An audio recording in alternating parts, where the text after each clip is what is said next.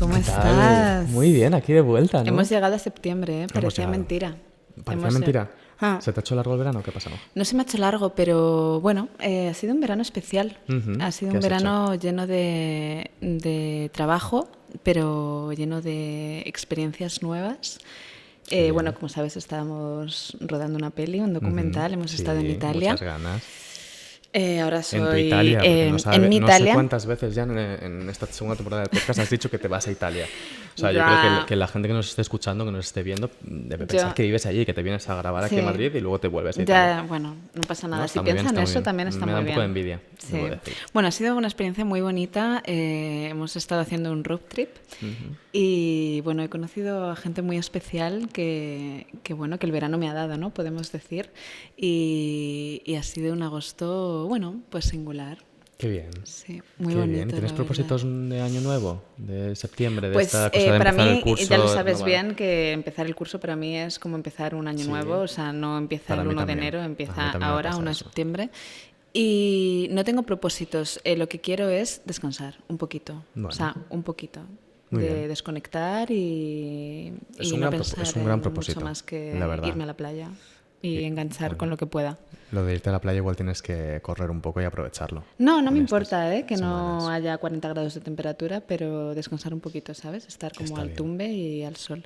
Muy bien. Así que nada, el otro día estuve cerrando el verano Ujú. en el preestreno de La Bombilla, en el cine de verano que se hace ahí en el parque con la peli de Volveréis, y creo que fue un cierre de verano ficticio precioso. Qué La guay verdad, ese me episodio, encantó. con Jonas y con Ichazo, Ya. que está ya disponible y que estamos súper contentos, la verdad, que generosos. Es que son los mejores, Sí, la sí, verdad. fue muy guay. Entonces está por tu tierruca, ¿no? Yo he estado por mi tierra y por eso me he puesto esta camiseta aquí del Lábaro Cántabro para defender un poco la tierruca de todo, de un poco de todo, ¿no? Pero ha estado muy bien, ha estado bien pasar agosto casi entero en Cantabria, huyendo un poco de las altas temperaturas. Yo creo que ya que estamos en septiembre, puedo acabar un poco con la farsa de estos últimos episodios de Fuck la Fama, de este inicio de segunda temporada en el que yo decía que el verano me encantaba y que todo es precioso. ¿Te gusta la idealización No del lo verano? sé, sí. Y eso es bonito también. Agosto se me hace un poco bola. No sé si has visto el meme este de se acabó Sad August, empieza septiembre. Cutre, tío. Me encanta ese Es meme. ¿No te gusta ese supercutre. meme? Es que no lo había visto, no consumo memes. Pues está muy bien, pero es verdad que agosto tiene esta cosa como, y lo he compartido con más gente, no solo soy yo, como de letargo un poco, de el calor, todo se Sí, para, por supuesto. la ciudad se queda vacía, entonces, bueno, en Cantabria yo creo que se lleva un poco mejor, aunque está también llena de turismo. Dime cómo nos llaman los de Cantabria Mala eres. a los turistas madrileños que invadimos. Los papardos. Papardos, es que me Pero encanta esa palabra. porque es un problema este tema No, del por turismo. supuesto. O sea, este año ha sido muy, muy bestia y al final yo creo que el turismo es fantástico, ¿no? Pero y da mucha riqueza Bueno. en todos los sentidos, pero hay que preservar las tierras y los hogares para las personas que las habitan cada día. Es algo que vivimos también aquí en Madrid, ¿no? Con el tema de la vivienda y que lo hemos comentado en prácticamente todos los episodios. Es muy fuerte la gentrificación excesiva de un turismo masivo que hay. Cuando hemos estado por Nápoles, bueno, había una cosa que se llamaba turismo del horror, ¿no? De puesto un montón de pancartas y de grafitis y tal por todas las paredes, Claro. porque realmente es un turismo del horror. O sea, No, y va a es heavy estallar, en metal. algún momento va a estallar la burbuja. Lo que te digo, que me encanta septiembre. Me gusta empezar, me gusta el Festival de San Sebastián, que es como el final del verano. Bueno, llega ya realmente, nuestro momento favorito del año. y Esto que además es va a haber sorpresitas súper- en Fuck la Fama. Ya. Hoy también vamos a hablar un poco del Festival de San Sebastián. Sí. Y de hecho yo creo que podemos Efectivamente. introducir ya el tema, que es un tema serio e importante del que vamos a hablar Sí. hoy y con una invitada que nos hace mucha ilusión tener. Hoy vamos a hablar de una serie original de Movistar Plus, que la verdad trata un tema muy necesario.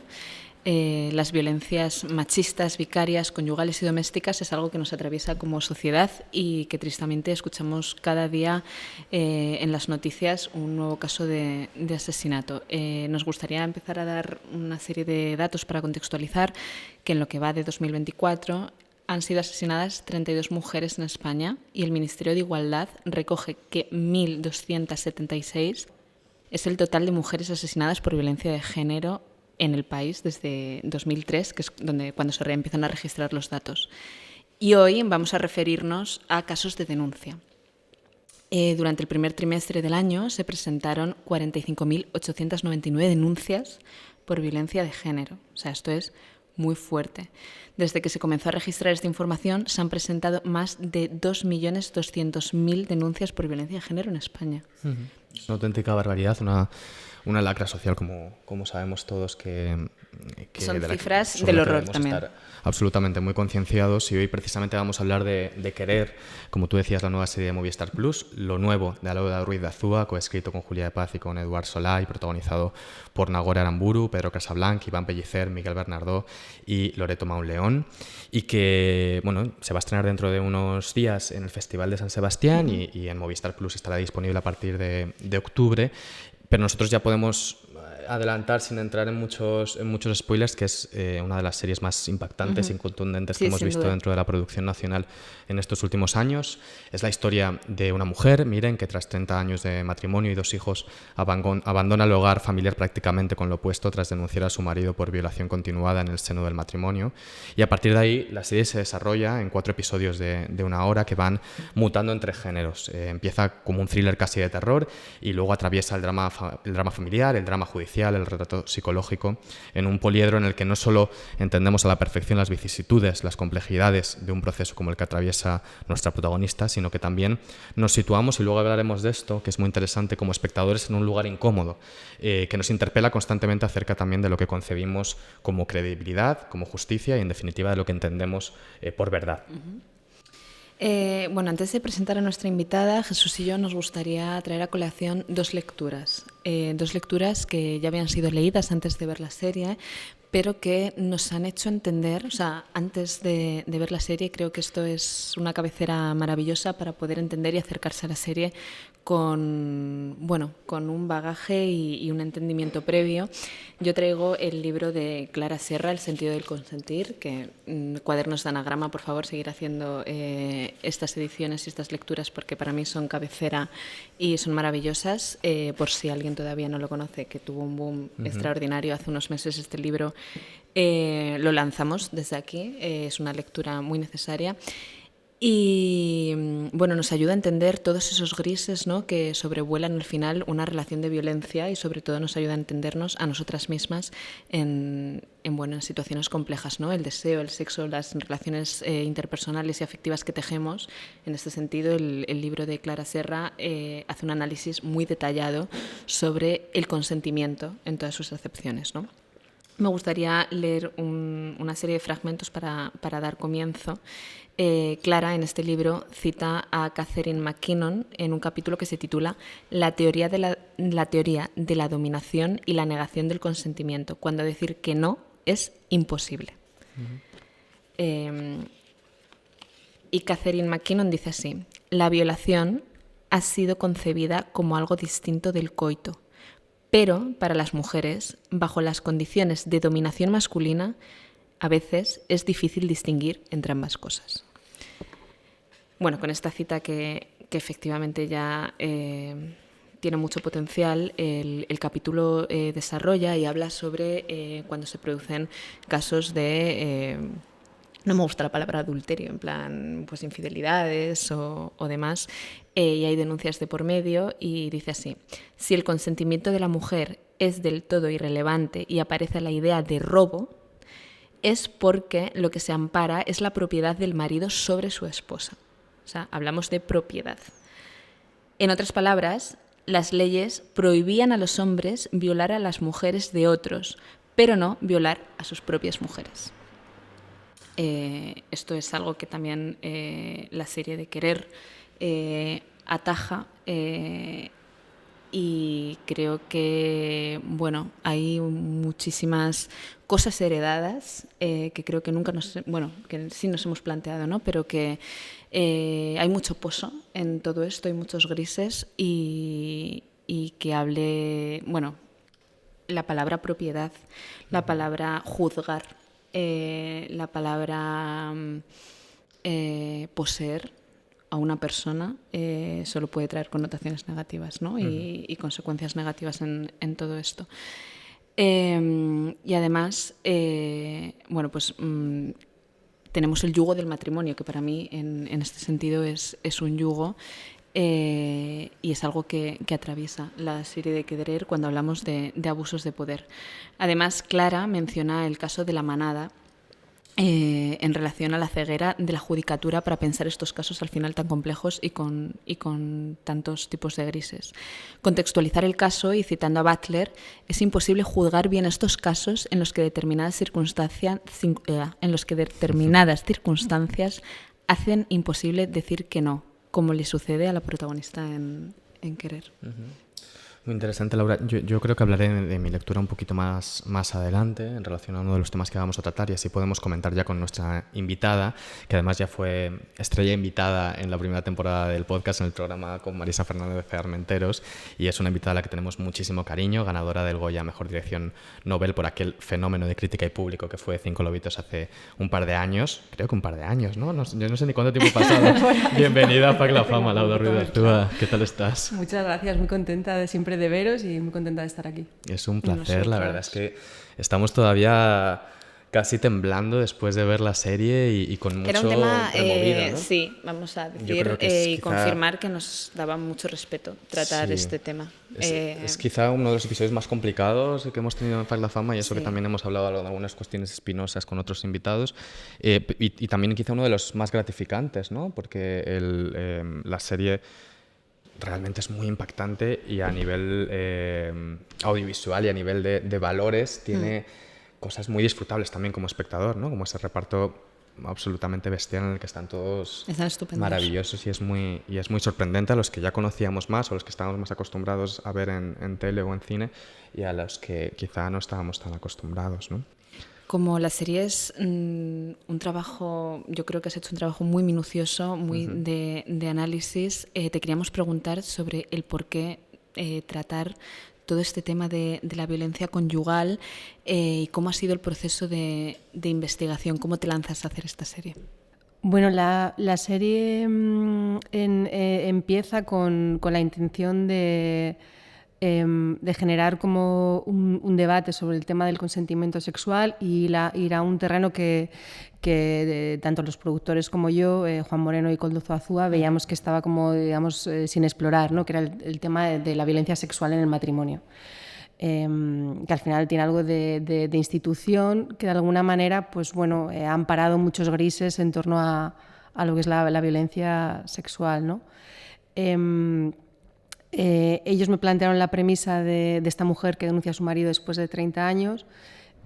Automáticamente a mí me pareció un conflicto increíble, un dilema increíble. Empecé a pensar, tendrían hijos mayores seguramente, cómo gestionas eso dentro de la familia, ¿no? ¿Cómo se cuenta eso, ¿no? Cómo después de 30 años de matrimonio con una persona empiezas a contar lo que te ha estado pasando, ¿no? O sea, cómo es ese proceso, ¿no? Y ahí ya también vino esa responsabilidad de saber que estábamos tratando un tema muy, muy delicado, y porque lo primero que pensé es, bueno, esta serie, si la hacemos, la van a ver muchas mujeres que estén en esa situación o que hayan estado. Y no, eso te imprime mucha responsabilidad, mucho vértigo, y de ahí vino el deseo también de hacer una investigación durante mucho tiempo y de tratar el tema como con mucho rigor, ¿no? De intentar entender, de intentar hablar con todo el mundo que fuera posible. Y ahí hemos hablado con psicólogos, con psicólogas que tratan a víctimas de violencia de género o violencia machista, con abogadas especialistas, por ejemplo, la abogada Paula Narbona, que trabaja en el despacho de Carlaval, digamos, nos supervisó toda la parte legal, ¿no? A nivel como técnico de lenguaje, pero también es verdad que surgen muchas historias que alimentan luego la ficción. Hemos hablado con asociaciones de víctimas, con mujeres que han sido víctimas de violencia sexual, ¿no? Para intentar tener una gran foto general, y no tanto porque no estamos contando la historia de alguien en concreto, pero sí que es verdad que la historia que hemos construido, todo lo que pasa en esa historia le ha pasado a muchas mujeres y les ha pasado de esa manera. Y eso para mí sí era importante, como entender ver los patrones, entender cómo suele ser ese proceso, ¿no? Ir como a esos lugares, por desgracia, comunes, pero que son muchos, que también es algo que te impacta, ver cómo cosas que crees que es como una violencia, digamos, un poco particular y luego se repite de una manera bastante asombrosa, ¿no? Intentar que esa historia hablara de la historia de muchas de estas mujeres, ¿no?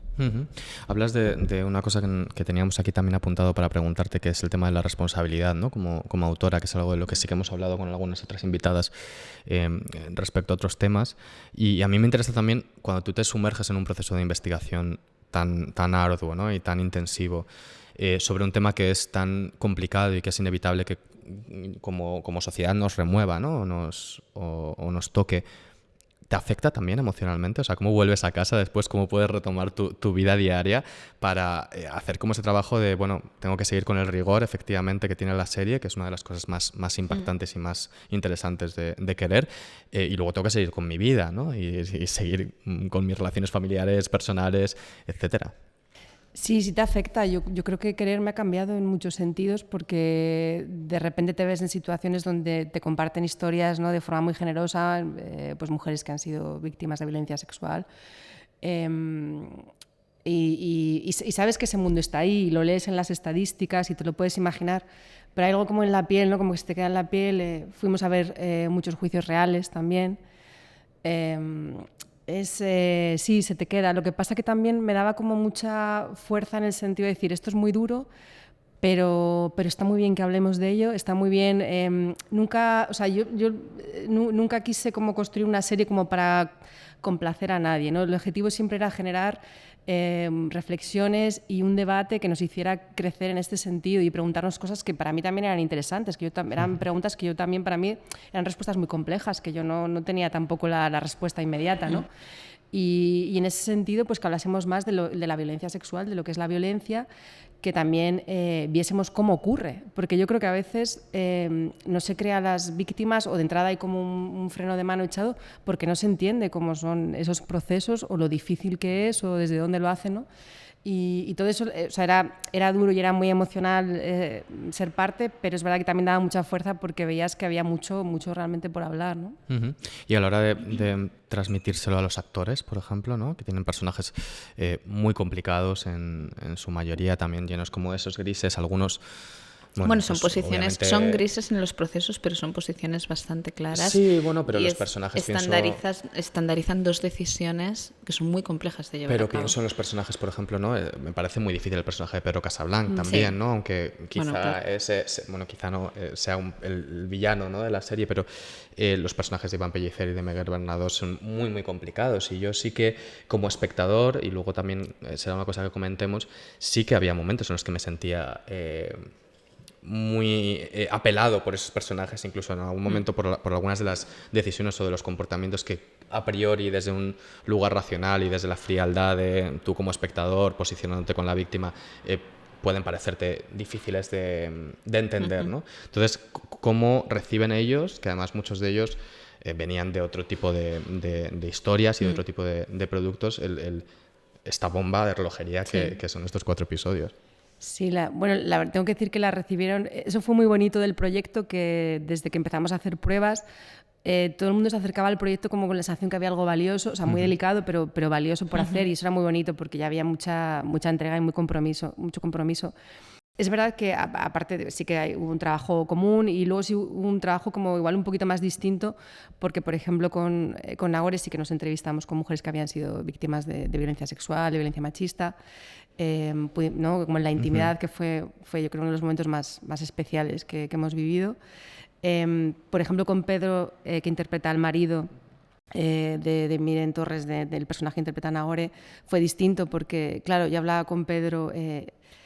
tenemos que elegir si hacemos un ser humano que también pueda creer en su verdad, sentirse vulnerable, tener miedo al abandono, haber tenido una infancia de determinada manera, etcétera, etcétera, o hacemos un psicópata, nos vamos a otro sitio, ¿no? Nosotros elegimos, es un personaje muy incómodo de hacer, yo creo que Pedro fue muy generoso y entendió muy bien que el camino era buscar la humanidad que podía haber en él y que él...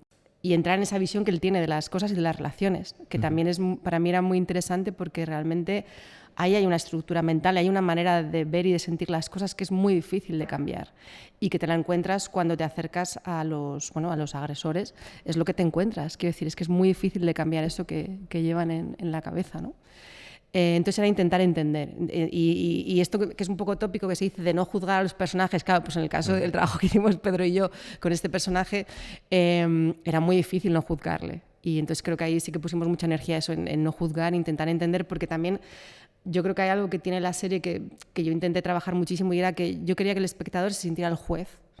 Se sintiera el juez tanto como miembro de esa familia como el juez que luego está en la sala. O sea, que fuera el espectador el que tuviera que trabajar en a quién creía, por qué lo creía, por qué no lo creía, qué hubiera hecho él. Eso para mí era muy importante. Y luego con Iván y Miguel, claro, ellos son los hijos de esa pareja de padres. Pueden haber visto alguna cosa en casa, pero nunca has visto todo, nunca conoces todo de tus padres, ¿no? También has crecido en esa familia, normalizando muchas cosas, ¿no?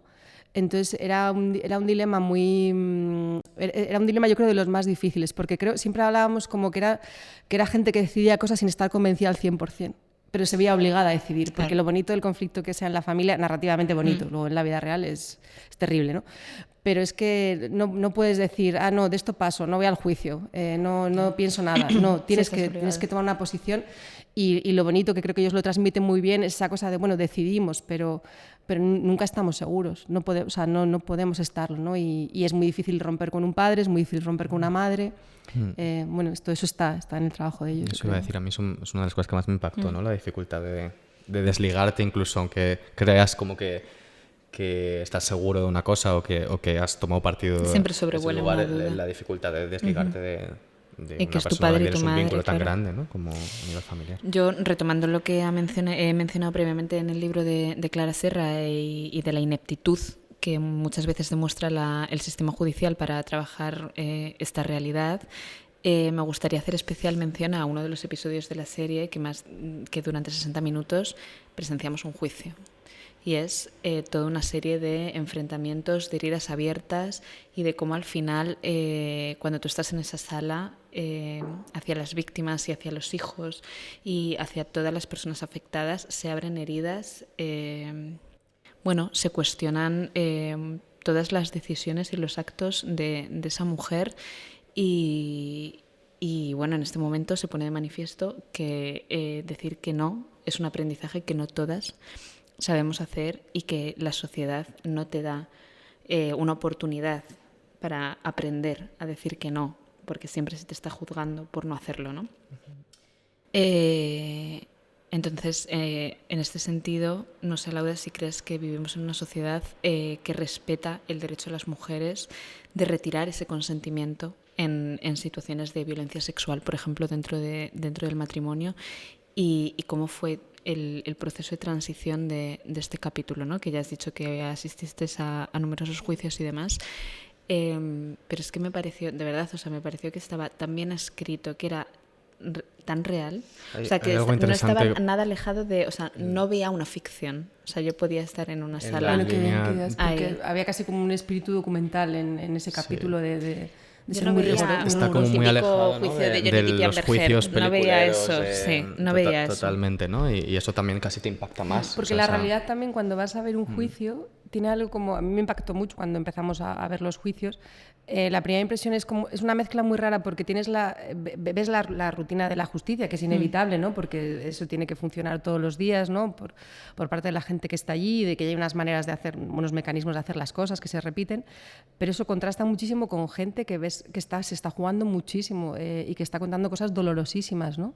Y era un contraste que me resultaba tan extraño, tan incómodo, que sí que quisimos plasmarlo en la serie, ¿no? Yo creo que eso está, ¿no? El tener que verte ahí de repente contando todas esas intimidades, ¿no? Intentando explicar que para ti era imposible ejercer tu voluntad, ¿no?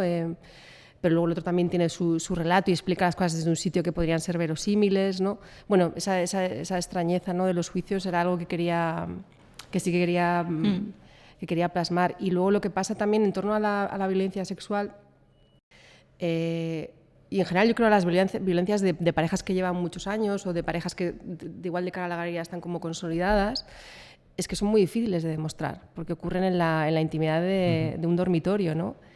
Y eso es muy difícil de demostrar. Pero también me di cuenta de una cosa, que incluso, aunque tuvieras un vídeo, aunque hubiésemos tenido un vídeo de ese momento, digamos, de la agresión sexual o de la violación, es que muchas veces son mujeres que están paralizadas por el miedo, que están en una rutina de sometimiento, o sea, no hubiera servido de nada, o sea, quiero decir, como que sin el contexto claro, no se puede juzgar eso, ¿no? Que creo que también es un aprendizaje que podemos hacer, ¿no? La importancia del contexto para poder juzgar realmente la violencia sexual. Porque muchas veces, de hecho, nosotros narrativamente nos planteábamos en un momento dado, hacemos flashbacks, enseñamos cómo se produjeron estas agresiones, estas violaciones, y nos dimos cuenta que no iba a aportar realmente nada, porque cuando ya llegabas a ese punto, ya la persona ya sentía que no podía ejercer su voluntad, ya estaba sometida, ya tenía miedo, ya estaba igual en el fingimiento, por sobrevivir, ¿no? Y era mucho más interesante hablar del contexto, hablar de todo lo que rodeaba eso, que te hacía entender que claro, que ella no podía decir que no, o que cuando se atrevía eso tenía unas consecuencias, que claro, luego la siguiente igual se pensaba, ¿no? Ese tipo de cosas, ¿no? A mí me parece una barbaridad de episodio, la verdad, sí, y muy impactante. Y no sé si querías decir algo. No, que creo que es muy inteligente, porque a través de los contextos son cuando puedes llegar al entendimiento, pero en un proceso judicial muchas veces te evidencias en pruebas o en cosas que puedas demostrar de forma no tangible, pero bueno, que se atiende, ¿no?, a lo que ha dicho Jesús antes. Un discurso empieza de cero, y aunque tú estés en tu cabeza de forma racional evidenciando que esa persona está ejerciendo una violencia sobre la otra, la judicatura se pone desde el lugar de que ambos son iguales ante la justicia y se tiene que demostrar como tal. Y es que me parece un proceso, o sea, me parece violento ese proceso. Eso también se ve en el episodio, ¿no? A veces la agresividad y la violencia. Bueno, y asistentes sociales con las que hemos hablado hablan de que ellas sí perciben, bueno, por cómo está estructurado, sí, esa sensación de todo el proceso de es violencia, violento. ¿no? Sí. Tener que contarse desde un sitio ya muy extraño. Sobre esto, precisamente, quería hacerte una pregunta, pero antes voy a introducir la lectura que quería recomendar. Hay un momento en el que el personaje de Loreto Mauleón, de la abogada de Miren en ese juicio, ¿no? Comenta que debería ser un argumento, ¿no?, en favor de la víctima el propio hecho de que se someta a ese proceso, ¿no?, por lo largo, lo dilatado que es en el tiempo y lo duro en muchos sentidos, ¿no?, y lo violento, como estábamos diciendo. Y esto me lleva a un fragmento de un ensayo publicado dentro del conjunto de ensayos El derecho al sexo de Amias Srinivasan, que también publica Anagrama, pero en su colección de ensayos, y que en un momento dado explora de una forma además con todos los grises, como estamos comentando, y de una forma muy rigurosa todas las leyes y la implantación de leyes del consentimiento afirmativo durante todos estos años y de los movimientos que ha habido para hablar o poner el foco en el consentimiento. Habla del caso Harvey Weinstein, ¿no?, que destapó un poco, que fue como la punta de lanza del Me Too en Estados Unidos. Y voy a leer un trozo porque creo que va a cuento también con lo siguiente que me gustaría tratar, que dice algo así. Despachar el creer a las mujeres como si fuese una dejación de la presunción de inocencia supone un error categorial.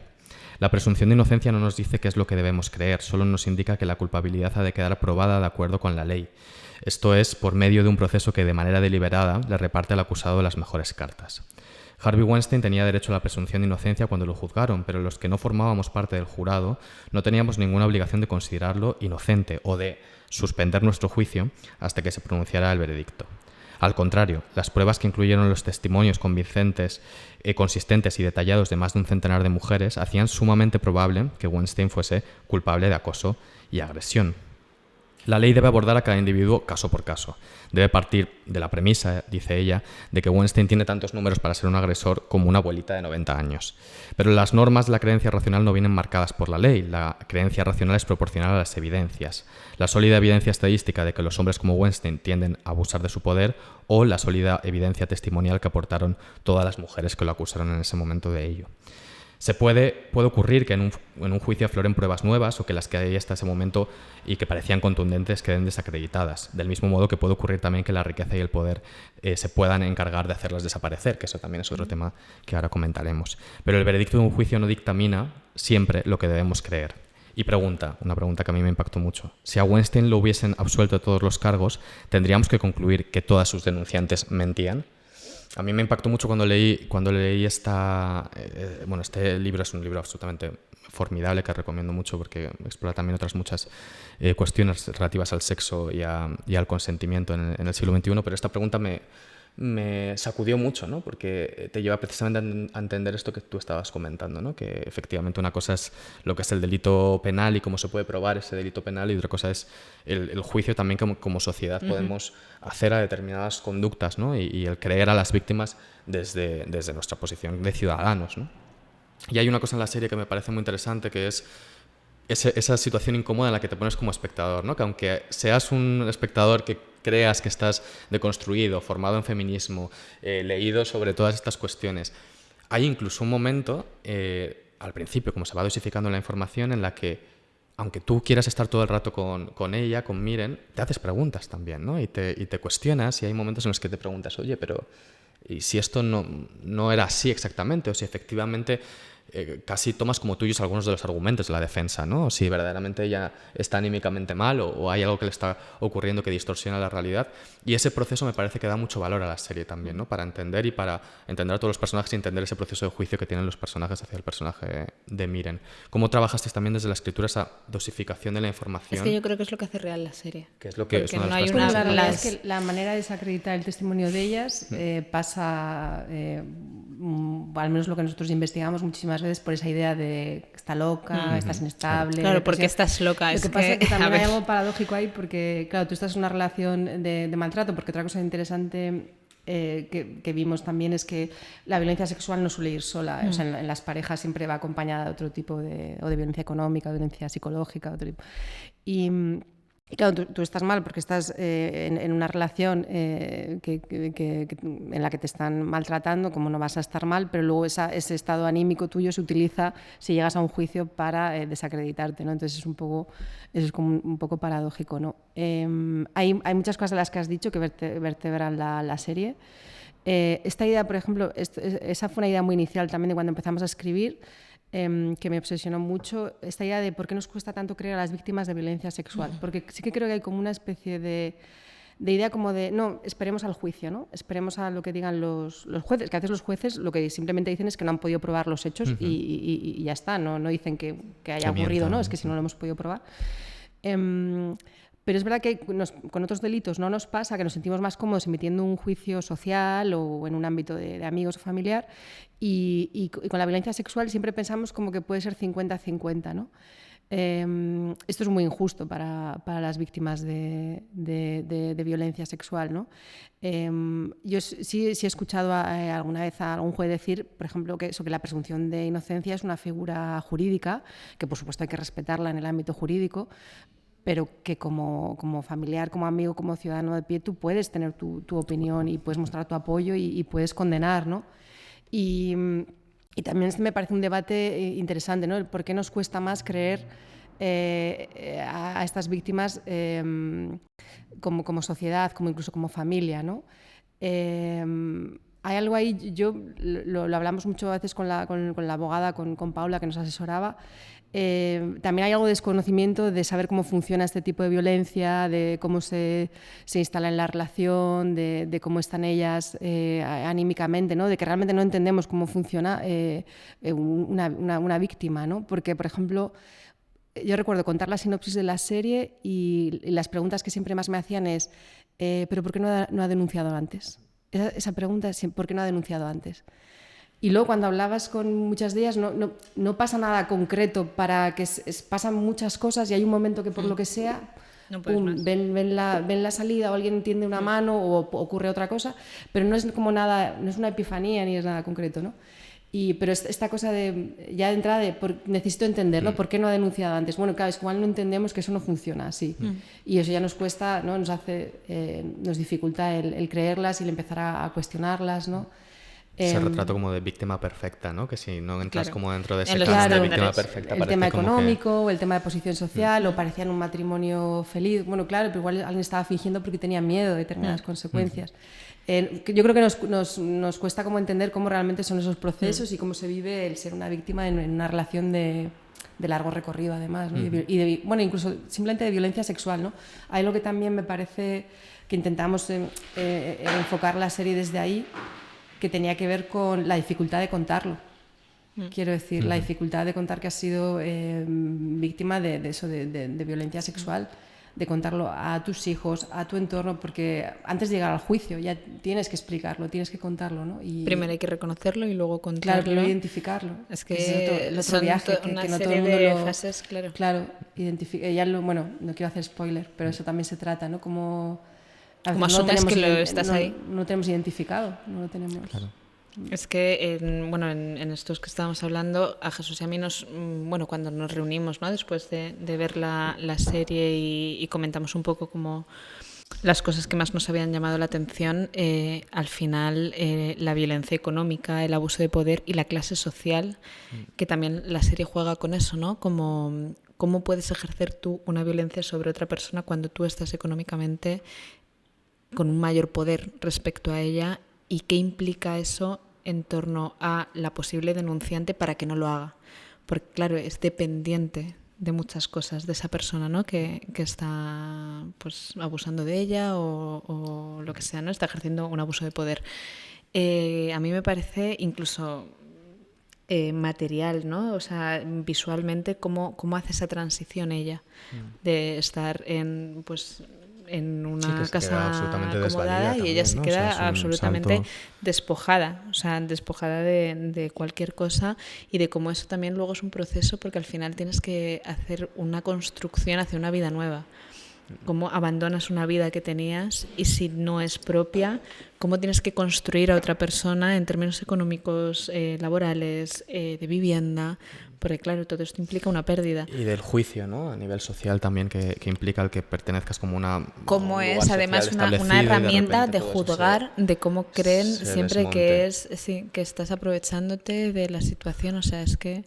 Esto fue una idea como que teníais claro desde siempre que pertenecías. Bueno, también sale de la realidad, porque la violencia económica, o sea, el aislamiento familiar económico es muy habitual, pero también sí que había una idea de entrada. Yo no quería entrar en una violencia muy física, digamos, de palizas, ni de... O sea, porque hay toda otra serie, la serie también habla de que es violencia, yo creo, ¿no? De que consideramos que es violencia al final, ¿no? O sea, y hay todo otro tipo de violencias que también generan estas situaciones, ¿no? Y entonces, bueno, una de ellas puede ser la violencia económica, ¿no? El control económico sobre la persona, ¿no? Y bueno, veíamos que también se repetía de una manera bastante habitual en este tipo de casos. Y hay otro tema también, por mencionarlo, antes también de cambiar de tercio y encarar ya el tercio final del programa, que nos impactó mucho y que comentamos mucho, que sin entrar en spoilers tampoco, que son las herencias, ¿no? El cómo determinadas conductas y determinadas violencias se heredan desde un lugar y desde otro, ¿no? Desde la figura del agresor y desde la figura de la víctima, ¿no? Y cómo de repente, a mí es que me fascinan esos dos personajes de los hijos, ¿no? También reproducen miedos, reproducen conductas, y eso también es como bastante impactante como espectador, ¿no? Verlo. Claro, yo creo que aunque tú no hayas sido como hijo partícipe de toda esa violencia, yo creo que la violencia tiene algo oscuro, yo creo que tiene algo que se impregna, que te afecta, ¿no? Y era muy bonito trabajar con ellos porque también la serie habla de los miedos, habla del poder del miedo realmente, ¿no? De cómo el poder del miedo está en esos es lo que hace que esos abusos de poder al final funcionen, ¿no? Y cómo el miedo te puede paralizar. Pero también habla del miedo de los hijos, ¿no? Del miedo de los hijos de cuánto he heredado yo de eso, ¿no? De si yo tengo el peligro de convertirme también en alguien así, y el miedo también de perder a un padre o a una madre, que creo que es algo muy visceral y muy racional, pero que no te puedes despegar de eso, ¿no? Yo puedo ir haciendo lo que creo que tengo que hacer, pero también en el caso del personaje de Iván, ¿no? Está ese miedo a perder para siempre a un padre, ¿no? Y es muy difícil romper con un padre, yo creo, con una madre, ¿no? Como hemos dicho antes. Por eso también estos delitos son tan complicados, porque ocurren en la familia, ¿no? Y entonces no es... de hecho, yo creo que muchísimos delitos de violencia sexual los cometen o amigos, familiares, compañeros, no es ese señor desconocido que va por la calle. Y eso, claro, complica muchísimo más todo este tema de la denuncia, de cómo juegas tú, ¿no? Cómo te ubicas tú en todo esto. Sí, porque hay vínculos, sentimientos de por medio, entonces claro. Es algo, es un añadido más a solventar. Bueno, pues... Vamos a cambiar un poco de tercio. Sí. ¿Te tengo alguna pregunta más? Vamos a hablar sobre... bueno, vamos a desvincularnos un poco ya de estos temas tan escabrosos. Pero no del todo, ¿no? Yo creo, porque hay algo, Alauda, en común entre Querer y Cinco lobitos, siendo obras muy distintas, ¿no? Pero que en cierta medida ambas hablan de terremotos que sacuden un poco, ¿no? El seno de la familia, terremotos muy distintos entre sí.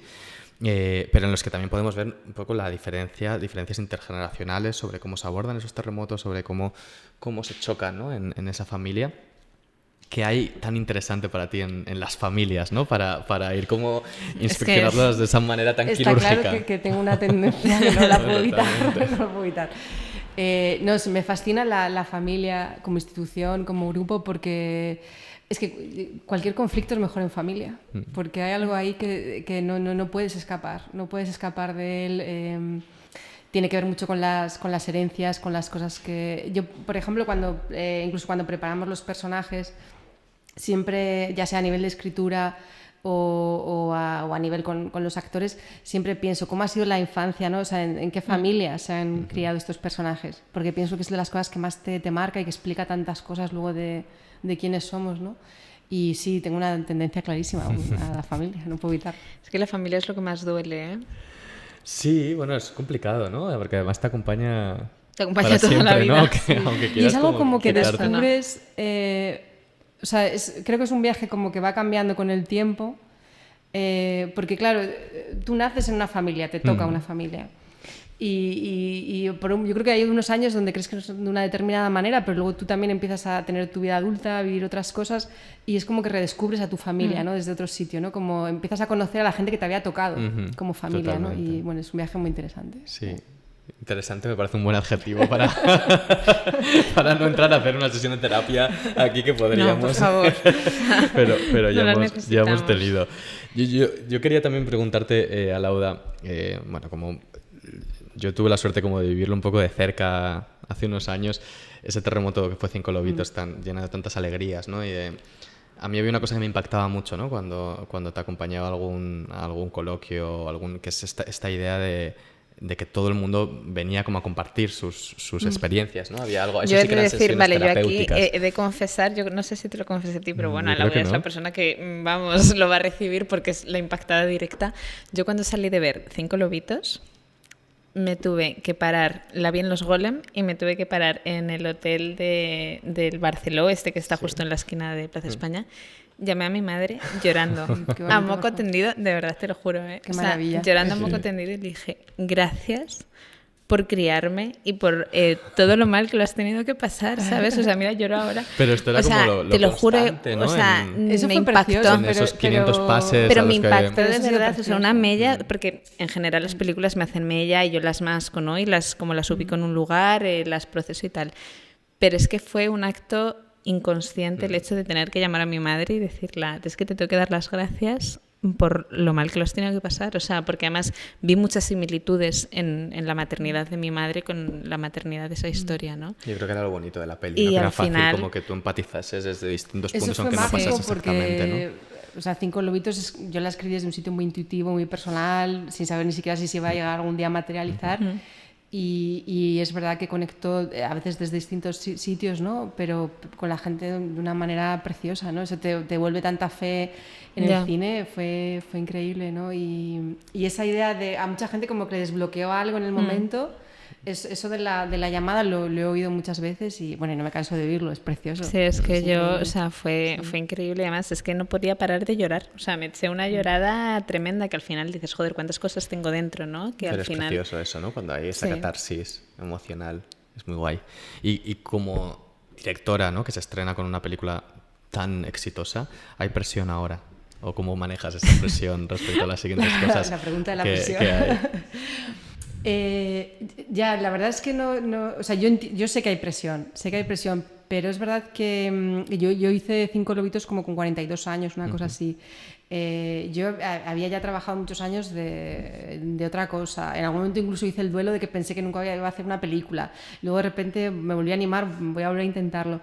Entonces, claro, no vivo la presión como algo tan especial, o sea, no le doy mucha energía ni le presto mucha atención. Siempre va a haber presión, esta industria es así, y expectativas, pero yo siento que es más especial el sitio privilegiado en el que estoy ahora. Soy más consciente de esto, de poder contar historias que me mueven, que me tocan, que me interesan. O sea, me parece que es un privilegio. Y pongo más la energía o la consciencia en eso, y no pienso mucho lo de la presión. Con 5 lobitos no sabíamos lo que iba a pasar. Quiero decir, es que no sabes. Y al final fue un viaje precioso. Bueno, yo lo viví en plan como a través de ti. Fue muy bonito, desde luego. Pero bueno, pues podemos ir cerrando, sí, ¿no? Yo tenía una última pregunta antes de pasar a lo que ya de recomendaciones con el que cerramos. Hablando de industria, ¿no? Siempre aquí intentamos también hablar, como con el podcast se llama Fuck la Fama, intentamos también como desidealizar un poco, ¿no?, lo que significa la industria del cine, y hemos tenido muchas invitadas y muchos invitados con los que hemos intentado ver un poco, pues eso, los puntos ciegos de la industria para toda la gente que nos escucha, para toda la gente que nos ve. Hoy hemos hablado de una serie que en cierta medida habla de escuchar, ¿no? Y de escuchar a la víctima, de creer a la víctima. A mí me gustaría preguntarte si tú, como directora, ¿te sientes menos escuchada, por ejemplo, que un hombre en la industria del cine actualmente? ¿O crees que se están dando pasos adelante y no estás notando como esas diferencias? Me siento escuchada. La verdad es que me siento escuchada. Claro, yo soy de una generación que sí vivió el momento donde no había ningún tipo de debate sobre las cuotas, sobre la clara desproporción de número de directoras de fotografía o guionistas.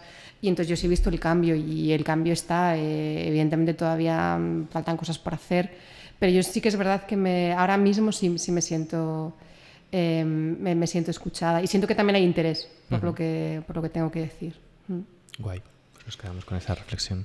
Bueno, pues esto al final siempre lo hacemos, que es pues una batería de recomendaciones de pelis europeas, no europeas. Lo intentamos a veces, pero bueno, a veces que no puede Somos ser. abiertos y permitimos también otras nacionalidades. Y bueno, pues traemos aquí una batería de pelis que hablan un poco en torno a varios temas que toca querer, no necesariamente esos temas de violencia y demás. Pero bueno, yo traigo aquí, creo que 3 de mis pelis favoritas.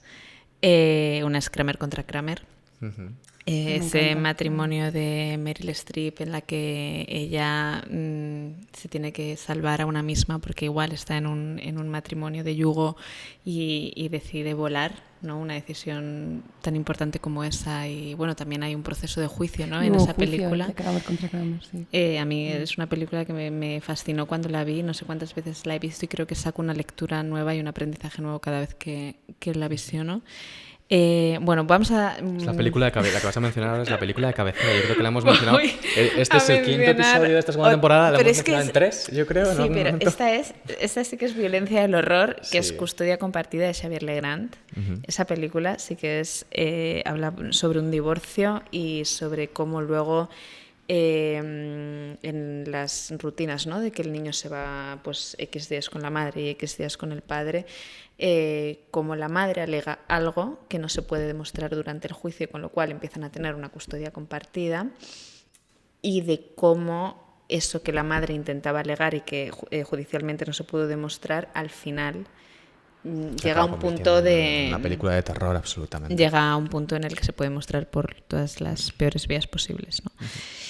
Y bueno, luego ayer pensándolo dije, o sea, la pensé un poco colateralmente, pero en el fondo no sé si es así o no. La vi hace tiempo y recibí un poco también de esta institución de la familia, de la figura materna junto con la figura del padre y los hijos, que son Los años de Super 8 de Annie Ernaux, que es un documental que hace ella con imágenes de archivo, Y ahora mismo no recuerdo exactamente qué experiencias tuve viendo esa película, pero sí que recuerdo que me marcó mucho ese testimonio en el que habla ella como una tercera persona, una voz de Dios, en el que ve su familia y recuerda cómo se sentía, ¿no? En esos años en los que ella era joven, tenía que cargar con una familia, cómo ella esperaba que su marido hiciese más de lo que hizo, ¿no?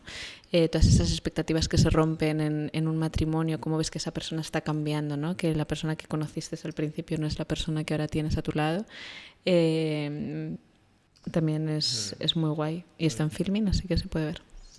Yo quería recomendar dos pelis muy recientes que han sido como pequeños fenómenos también dentro de la cinefilia y de film Twitter y todos estos ámbitos de comentar películas que nos gustan tanto a todos realmente. Y aquí en el European Film Challenge también somos muy fans. La primera es Anatomía de una caída, la Palma de Oro del año pasado, y uno de los grandes fenómenos del cine independiente, que yo creo que es una película que habla de muchas de las cosas que hemos estado hablando, no solo la parte judicial, que también está muy bien representada, sino de la parte de creernos, qué versión nos creemos, de cómo afecta al hijo en este caso, de cómo descubrimos, ¿no?, lo que una relación esconde de puertas para afuera, también en una situación como de cierta élite cultural. De la imposibilidad muchas veces de conocer, de tener la certeza absoluta. Totalmente. A mí, y aún así tener que juzgar cosas. Y me sigue impactando muchísimo, también sin entrar en spoilers, esa secuencia final entre la madre y el hijo, ¿no? También hablando de herencias y hablando de lo que te va a quedar, ¿no?, del pozo que te va a quedar tras un proceso de estos. Luego, la última película de Sofía Coppola, Priscilla, que bueno, en otro ámbito muy distinto, me parece interesante el retrato que hace también como de las violencias y de los abusos que puede haber en una relación también, ¿no?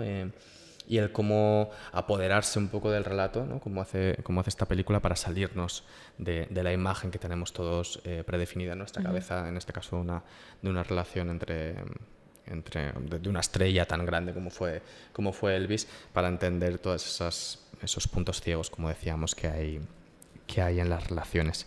Y creo que estas dos son las dos recomendaciones que lanzaba. Alauda, no sé si tienes alguna... Sí, yo iba a aportar Little Girl Blue, que también está en Filmin, creo, y que es de Mona Asas, y que también habla del abuso sexual y del consentimiento y de esas situaciones, de esos contextos, ¿no?, donde hay una desigualdad y creo que es muy interesante también, muy honesta y muy interesante. Y lo comentamos aquí, yo creo que lo hemos comentado en algún otro episodio, creo que en el de Irene Escolar en la anterior temporada, el libro El consentimiento de Vanessa Springora, que tiene también adaptación al cine, pero el libro es muy poderoso también en cuanto a estos entornos también, ¿no?, de clase alta, de élite cultural, y cómo penetra y cómo se gestionan esas situaciones de abuso también en otro ámbito distinto al que cuenta Querer, pero que también siempre es muy recomendable. Bueno, pues lo yo hemos creo conseguido.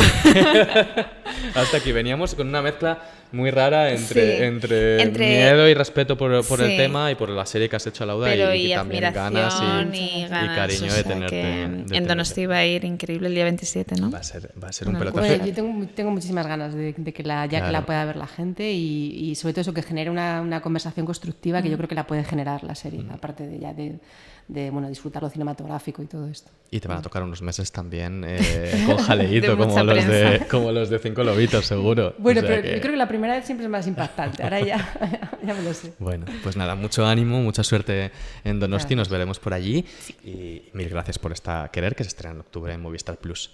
Nosotros volvemos en 2 semanas. No sé muy bien la fecha porque vamos a tener unas sorpresitas. Sí, en nos vamos a cambiar de espacio. Pero no vamos a adelantar mucho más. Así que volvemos enseguida y con más cine, con más historias en este FAC La Fama, el podcast oficial del European Film Challenge. Laura, muchas gracias. A ti, chao. Chao.